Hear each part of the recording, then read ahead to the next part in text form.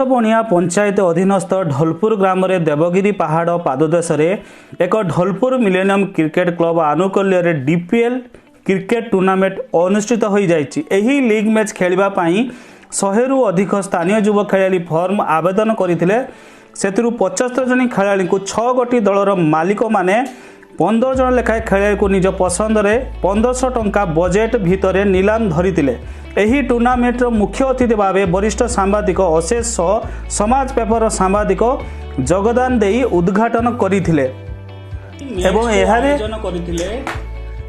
अनेज प्रधान, रमेश राव, तन्मय पात्र, चिन्मय नायक, विशंबर राव, जाकेश परिड़ा, बनंजय राव, चंदन नायक प्रमुख अनेक क्रिकेट प्रेमी एही खेल को आयोजन करथिले।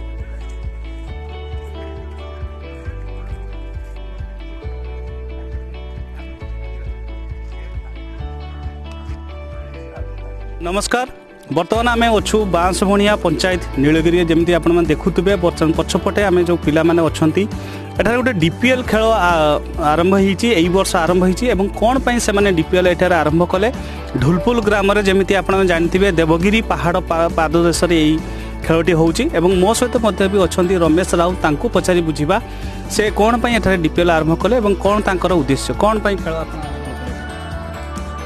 खेल तो हमरो प्रत्येक वर्ष हुए यही ग्राउंड रे आमे विभिन्न टूर्नामेंट सब आयोजन करूँ किंतु आमे एथर डीपीएल एइथि कलु जे हमरो पंचायत लेवल जो सब रोचे प्रत्येक गाँव रोटे भाईचारा बढ़ावा आगुरी कौन होता ना मनकर गोटे गाँ बाउंश बणिया खेलुची बाउंश बणिया निर्दिष्ट प्लेयर खेलुले किंतु ए डीपीएल द्वारा माने सब विभिन्न गोटे गोटे टीम रे विभिन्न भिन्न भिन्न गाँव प्लेयर माने रहिले एवं जो पिला माने खेलिबा को भी सुजोग पाउनथिले सेमाने भी एई डीपीएल माध्यम सुजोग पाउचंती।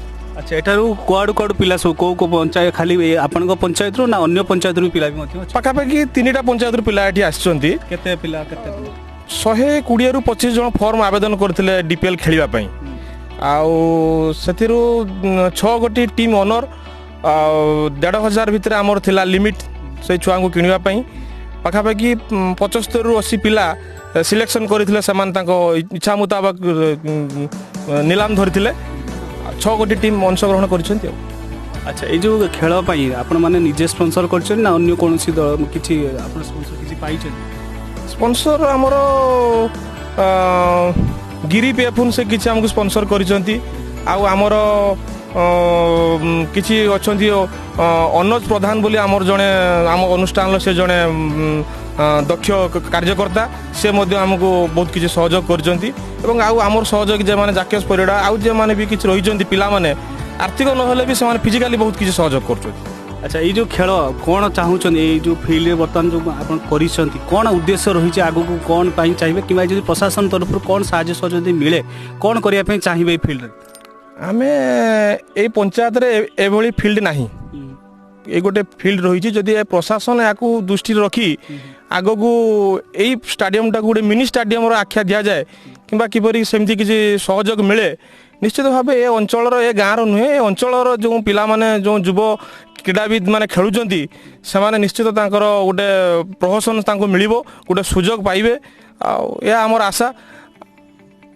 जर्नल मानती अड़सुआ टीम रो मु अछि ऑनर अछि एटी कोन पई आपण टीम किनिले जो अनुष्ठान एटी खेल होची डीपीएल कोन पई आपण एटी पिला किनिले देखंतु चारियाड तो होची मैच ए पंचायत रे भी होची चारियाड भी होची मैच तो एठी जो पंचायत रे होची गोटे हीरो कप चली छी सेटा होतला बेले गाँ गाँ वाइज खेल होतला किंतु गाँ गाँ रे खेला बेले 11 जाक भी समस्त भल न थाने किंतु एठी जो सुजोग मिलिला गोटे ऑनर है कि प्रत्येक 2-3टा पंचायत रो नेकी जो खेला हला भल भल प्लेयर नहीं कि गोटे टीम भल खेलटा हम बोली मोटा को नहीं। अच्छा ये अनुष्ठान जो खेलटा होची माने केमती कोन तान सिस्टमटी केमती कोन लागु छ एसोसिएशन भल अछि बहुत भल अछि एटा तो तांकर आरंभ करिसंती आगो को भी नवा पई आमे भी साथ दबु आउ सामाने बहुत कोऑपरेशन भी करूचंती बहुत भल अछि खाली टिके प्रशासन जदी किछि चाहिबो ताले एटा भी आउरी भल प्रकाश कुमार बोली ओ टीम रो मालिक अपन वर्षा फाइटर।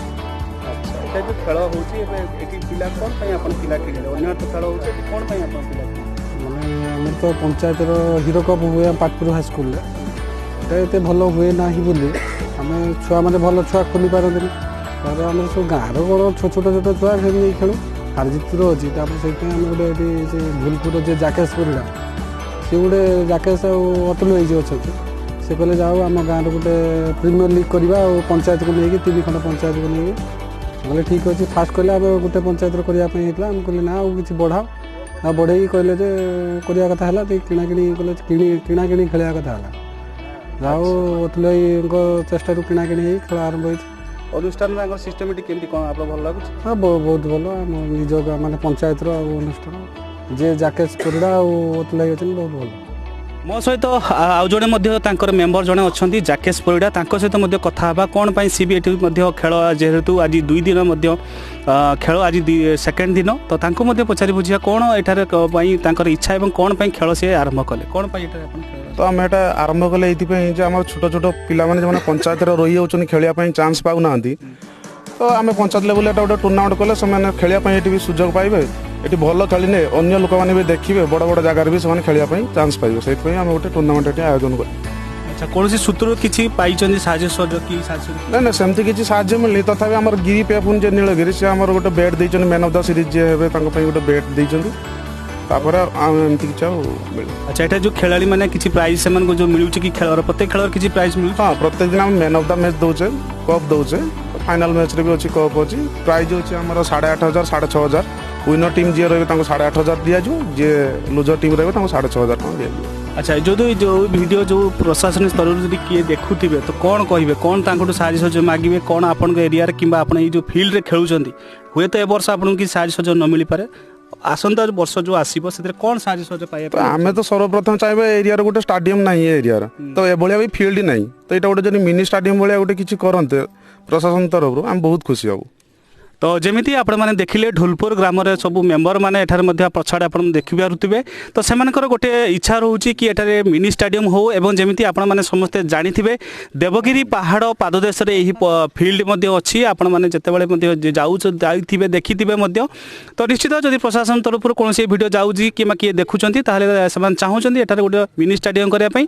ସବାଶେଷ ଏତିକି କହିବି, ଆପଣମାନେ ଯଦି ଭିଡ଼ିଓ ଦେଖୁଥାନ୍ତି, ଭିଡ଼ିଓ ଯଦି ଆପଣଙ୍କୁ ଭଲ ଲାଗୁଥାଏ ତାହେଲେ ଭିଡ଼ିଓକୁ ଲାଇକ୍ କମେଣ୍ଟ କରିବା ସହିତ ଭିଡ଼ିଓକୁ ସେୟାର କରନ୍ତୁ। ଧନ୍ୟବାଦ, ନମସ୍କାର।